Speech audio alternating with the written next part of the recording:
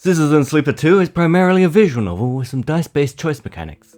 While it has some flaws, see my other Citizen Sleeper 2 video for more on that, its strength and appeal lie in its writing. So what better way to highlight that without spoiling anything than to analyze its incredible opening scene. I'll start with the scene itself, then I'll talk about how the scene fits in with the story as a whole. There will be major spoilers then. Before I do that, for those who haven't played the game and want to experience the scene uncut before I start breaking it down, I'll read it for you now. If you want to skip straight to the analysis, click on the timestamp in the description. In the moment before waking, the dark space before conscious thought, you struggle to find the pieces of yourself. Usually these pieces come with a particular cadence, each appearing sequentially, like the boot process of an old terminal. First your body, artificial, compromised, but relaying sense data all the same. Then its context, the breeze of air filtration, the soft contact of your birth in 0G. Then emotion, coming into focus, coming into your body, bringing with it that first instinct, the one that has framed your past 100 cycles. Fear. But the familiar sequence does not arrive. Instead, you are unmoored in space, your body distant, your context silent. Even your emotions somehow obscured and scattered. Among all that disarray, only one familiar thing arrives. The fear. It is a scrambled, panicked fear. The drowning fear, the falling fear, the fear that makes you reach desperately for any stable point. It is the fear that tells you something is wrong, something is very wrong with you. Wake up, sleeper. The voice is whispered in your ear, an act that makes you suddenly aware of your head pulsing in pain, your body rigid with tension. Sleeper, a familiar name, a mind copied, emulated, a body built, implanted. One person sleeping until their debt is worked away, their double being made to work, to be consumed, and eventually be destroyed. A proxy, an emulation, a sleeper. That is what you are. But you escaped, you remember that now, broke free of your corporate creator's SNR, in search of a future. You cannot remember the details of your escape, but you know the fear has been with you ever since. All of a sudden, you remember you have eyes, and your eyes flicker open. Pale eyes in a pale face. Lane. The name comes with its own specific sensation of fear, one you recoil from instinctively. Sorry to interrupt. A sharp smirk, but this ends here. You search your mind for more than a name. Is this how you reward me for my generosity? Lane is leaning over your horizontal floating body, looking down into your eyes. I took you in, protected you, gave you a purpose. You try to look away, to the corners of your vision, to find something you understand. Your body does not respond. But I suppose that wasn't enough. He reaches into the pocket of his jacket and retrieves a small vial. This wasn't enough. The vial glitters. This object you know and have known for a long time. Stabilizer. The drug that keeps your artificial body, your emulated mind, from inevitable decay. The only balm for your planned obsolescence. The liquid roiling in the vial fills you with disgust. Lane pockets the vial. But it'd be wasted on you now, after all that you've done with this body of yours. He looks at you with a palpable disgust. Lane's eyes scan your body, and as they do, you become aware of the wires and tubes attached to you. Those that were meant to free you from your dependence, from the stabilizer and the control it grants Lane. They're free, you piece of shit. They don't need you anymore. The voice comes from somewhere behind Lane's head. It is a voice you know, but when you search your mind to try to understand why, you find only dizzying darkness. Shut him up!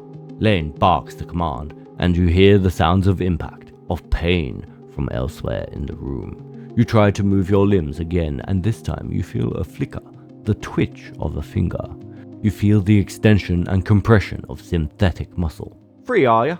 Lane smirks. You were free when I disabled your tracker, when I gave you the stabilizer you needed. He scans your body with angry eyes. Now, you aren't free. You are just broken. I had such big plans for you, Sleeper. I invested in you. Lane grips your arm hard and you feel a jolt of reaction. You will the arm to move. But you ruined all that. Lane speaks louder over the struggle behind him. I'll try to preserve your body, of course. I have my own uses for it, but your emulation... You feel one of his hands searching behind your head. He finds and grips the thick cable running into the port at the base of your skull. I'll burn that out. Lane jerks forward, slamming into your body, then spinning away out of sight. You feel yourself rolling, the cables plugged into you, looping, wrapping around your limbs. Then you feel hands steadying you, pulling cables. You glance around wildly and see someone diligently unplugging you. You meet his eyes. Hi. He waves a hand in your dazed face. We need to move. Lane won't be out long. He unloops a cable from around your wrist. Sleeper, help me out here. You blink slowly. Do you know this person? He leans over you and you feel his hands on the connector, flicking switches, releasing locks. Come on, come on, come on! He tugs the connector clear and pulls you up. You see the room you are in for the first time, filled with tech and terminals, wires waving everywhere, all lit by big windows looking out on an impossibly bright, screen-filled street beyond. In the corner you see the dark shape of a floating body surrounded by a glittering constellation of crimson baubles. Is that blood? Move! You are wrestled and shoved towards the door, which slides open in front of you, and then you are out in all that brightness, all that movement, gliding hard towards some unknown destination. Okay, let's dive in. We start with a short vignette to set the mood of the story and introduce us to arguably the most important part of any story, but particularly this one, character. The first line reads, "In the moment before waking, the dark space before conscious thought, you struggle to find the pieces of yourself." This sentence is doing a lot of heavy lifting. First off, every one of us has experienced what it's like to wake from a deep sleep. That feeling halfway between dream and consciousness where you still don't really know who you are, and you haven't remembered all the responsibilities and things you have to do. It's so human. I'm instantly transported into this character's mind, already engaged. A little later, I discover my memory has gone. Struggling to piece myself together is not just the grogginess of having just woken up. This line foreshadows that.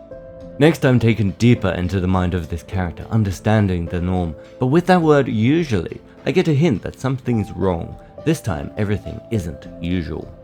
Then I realize I'm artificial. Suddenly, the previous line is recontextualized. That old terminal stuff wasn't hyperbole. It was truth. I am a machine. And I'm in trouble. Compromised. Today is not a usual day. The following paragraph begins to introduce my surroundings. My eyes are still closed, so I'm brought deeper into the scene through my other sensations.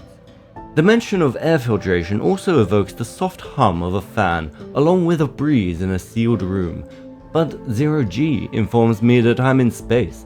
My birth? I'm restrained somehow. This juxtaposition of being contained, yet in a space free from even gravity itself, is representative of the ideas present in the story, of finding freedom. At last, my mind has caught up with my body. I am fearful, and not just now because I'm compromised. This is my life. As the player, I don't yet know how long a cycle is, but a little world building has been introduced without confusing the fact that I have been fearful for a while. The next two paragraphs bring that fear deeper, make me visualize it, made me feel it through repeated use of apposition. Again, such human emotion. The duality of my character made clear. I am an artificial soul. Finally, the first line of dialogue and the plot begins. "Wake up, sleeper," whispered in my ear, building on that fear. Now that I'm hooked, a little exposition linked to that single line. This is the ideal moment to inform the reader about vital information to comprehend what's going on. Memory loss is a common trope because it provides the author with justifiable reason to explain things to the reader without seeming forced. Imagine reading this paragraph assuming the character readily knew this information, and you'll see what I mean. Anyway, as my mind comes back to me, I remember what I am, a sleeper on the run. That is why I fear for my freedom. Throughout this paragraph, the only full sentence is the final one. That is what you are. The rest is just a series of nouns with descriptors. This could be viewed in two opposing ways. On one hand, it adds to the robotic nature of the character. There's no need for full sentences to understand, just tags and labels. On the other, it seems more organic. It accelerates the text, portraying the character's frantic response to this fear. I open my eyes and the voice is given a face, an unsettling character to say the least. Lane, the primary antagonist, and some tension is introduced. "Sorry to interrupt," he says. "What this ends here?" What is he interrupting? What ends? My escape? Good exposition only tells the reader what is necessary to understand. As Robert McKee says in his excellent book, Story, "Reveal only that exposition the audience absolutely needs and wants to know, and no more." I don't need to know the details of my escape now, and telling me would make the scene drag. Instead, I'm given tidbits, giving me more questions than answers, thus building my curiosity. His next lines, if they were to come from a mentor, would be seen as exasperated, but caring, worried, and loving.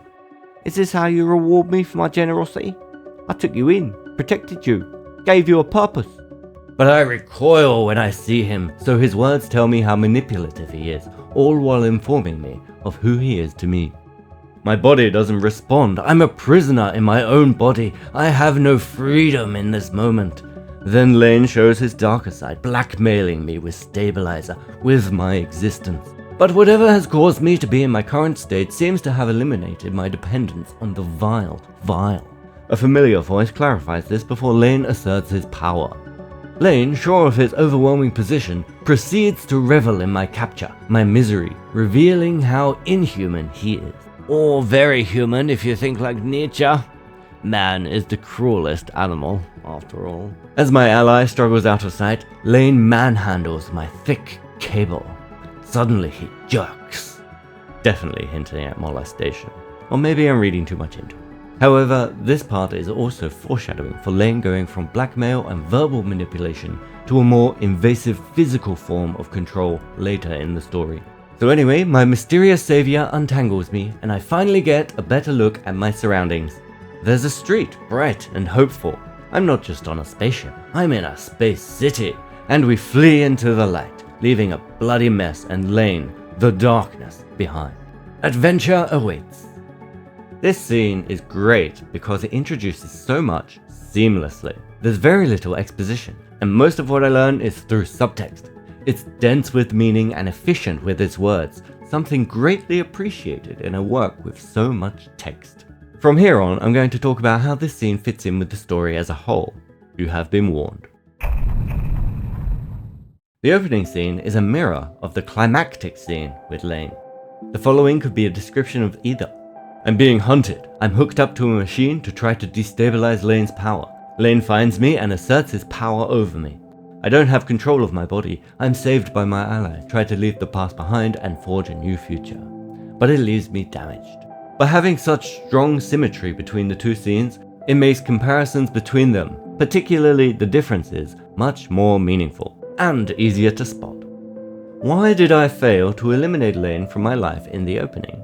And why do I succeed in the end? The answers to these questions will tell us the controlling idea, the message of the story. Perhaps the most obvious difference is of scale.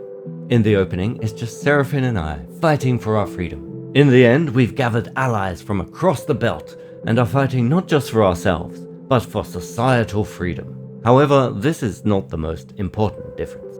That would be my choice, and the result of it. In the opening scene, I didn't have a choice. In my fear, I struggled and panicked and fought. I escaped with some unexpected help, but not for long. In the ending, upon seeing Lane, I'm given the choice of attacking him myself or surrendering myself to the Overseer, of placing my trust in it. The Overseer is not just anyone I'm trusting my life to. It's the one that has the most intimate relationship with me, the one that's in my mind, knows my thoughts, the one that has the power to take complete control of me, just like Lane, and it has just merged with the city's mainframe and may have lost itself within it. To put my faith in it is the greatest display of trust imaginable in the context of the story. I didn't choose to fight Lane, so I don't know what would have happened if I did, but I assume I would have failed and died, or worse. I didn't struggle or panic. I put my faith in the Overseer and finally rid myself and the belt of Lane's control. Before facing Lane, there's a line from Carmen, which gives us what I think is the thematic question. Does anyone ever outrun their past, or is it always waiting there in the dark to claim you in the end? At this point, I thought the answer, the thematic line of Citizen Sleeper 2, was, By learning to trust others and forging healthy relationships, we are able to break the chains of our past. But after confronting Lane, the story doesn't end. It goes into an epilogue where I slowly degrade and struggle to go on, until I must reboot myself and risk losing my memories again. With that in mind, the theme becomes more somber. Even if we break the chains of our past, the damage caused by them will linger, and only with trusting relationships will we be able to heal and start anew. Do you agree? I'd love to hear about your interpretations. In my other video, I mentioned the sleeper losing their memory is cliché. It is certainly a common trope, but with this idea of leaving the past behind, it is not without purpose. In the opening, my memories are almost all gone. I forgot about the past and I'm trying to move on. But the past isn't done with me, no matter how much I wish it were. I have to confront it to truly be rid of it, and to do so, I need support from the people I can trust. Even then, I'll need their continued support to help me cope with the aftermath. Thank you for watching. Please support me by liking and subscribing. Bye.